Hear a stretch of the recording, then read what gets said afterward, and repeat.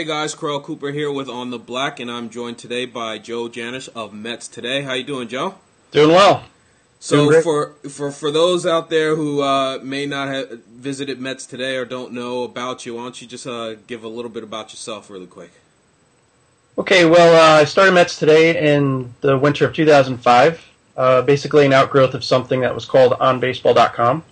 And my perspective on the Mets is from the baseball player coaching perspective. I like to get into the details of the mechanics and the style of the players and more the perspective from like a coach or a player. Right. And since you are a former catcher, I figure we can talk about catching today, and specifically the guy that's projected to be the starter this year for the Mets, Josh Thole. Just really quick, maybe give your thoughts on him and what areas. I mean, he's a young catcher, so there's probably a bunch of things he needs to improve upon. Every player needs to improve, but what do you think about Thole, and what area do you think he needs to improve on the most this year? I like Josh a lot. He's really improved over the last few years. I remember seeing him in, I believe it was Double-A was the first time. He was really rough, really raw, not really. He didn't look like he'd be up to major league snuff. And even in his first go around in September, that was 2 years ago, I guess, when he first came up for that 20 game spurt. He really did not look like a major league catcher. He looked like somebody who was not very confident.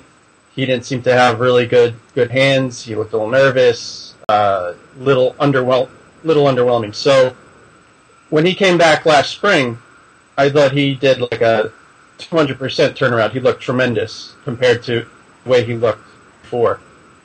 That said, I still didn't think he was necessarily more than a barely adequate major league catcher.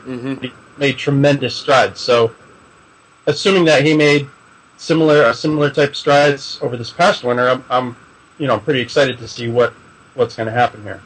Cool. Now, I don't know if you caught the first game yesterday. I did. I watched the entire thing. The extra innings ended in a tie, which is funny. But I noticed pretty early in the game. I mean, he had a couple balls that got by him, and then a couple pitches that he just kind of didn't squeeze and dropped out of his glove. I mean, I don't want to make too much of a big deal about it. It is the first spring game, but I mean, what are your thoughts on that? Is it just rust and trying to get to know these pitchers early in the spring? Not to make a big deal out of it. What do you think?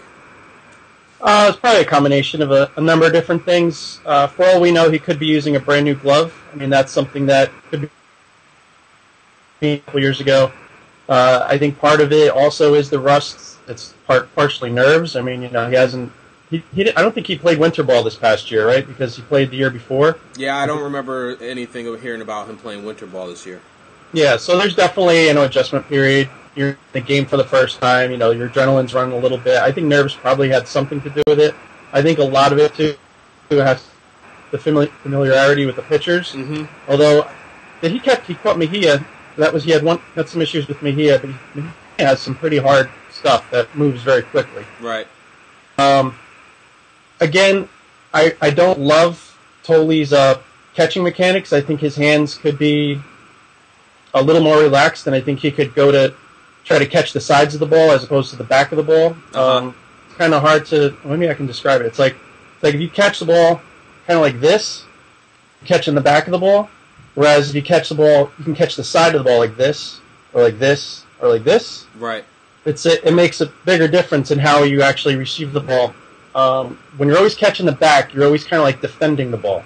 Whereas when you're going to catch the side of the ball, it's kind of more of an aggressive kind of a catch. Now, catchers who can keep their weight back and go out and get the ball are going to have a better time catching balls as their strikes. Okay. Whereas when you're always kind of like you're leaning forward and sitting back, it's kind of a strange thing, but Thole kind of leans forward and catches back, whereas you really want to be leaning backward and catching forward, if that makes any sense. But basically, because he has all his weight going forward towards the pitch, he can get handcuffed very easily because all the weight's going on the ball hard. He can't really.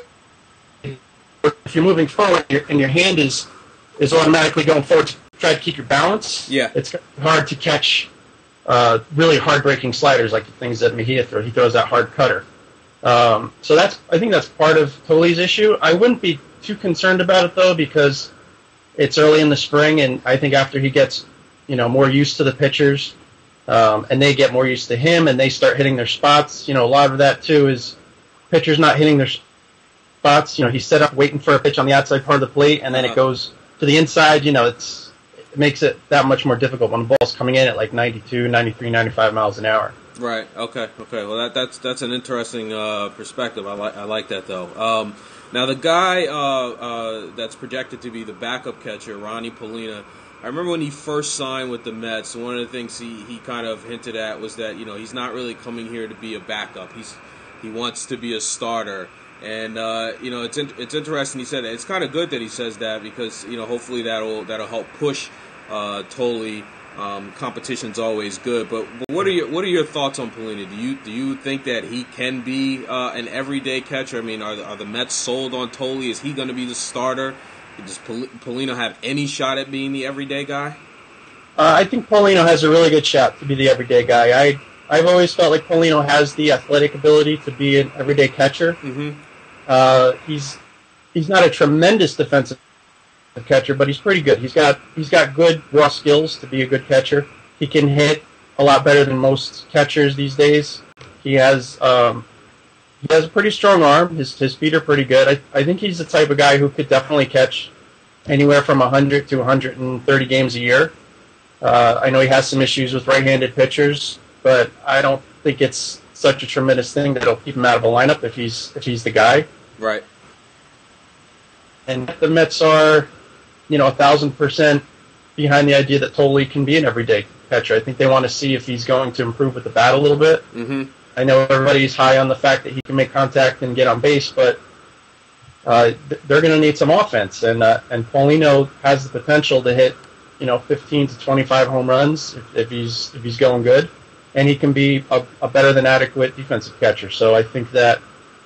I think it's going to be an interesting competition. I think we'll see what happens probably in May or June. So one of them is going to take over the starting role. Yeah, that's interesting. You brought that up because they both are two totally different hitters at the plate. So I guess part of that's going to be which one is the best fit for the Mets offense at the time. So that'll be interesting. Any other player on the Mets roster that you're kind of looking forward to seeing what they do this spring? I'm excited to see Nick Evans. I want to see if they're going to give him a legitimate shot to make the team. I've always loved Nick Evans, and I love his bat. I don't think he's ever going to be an everyday player, but I think he could be a legitimate bench guy. I'd love to see him, get some swings and play a little first base, a little left field, maybe get some innings at third base. We'll see. We saw him play in the ninth inning last night, right?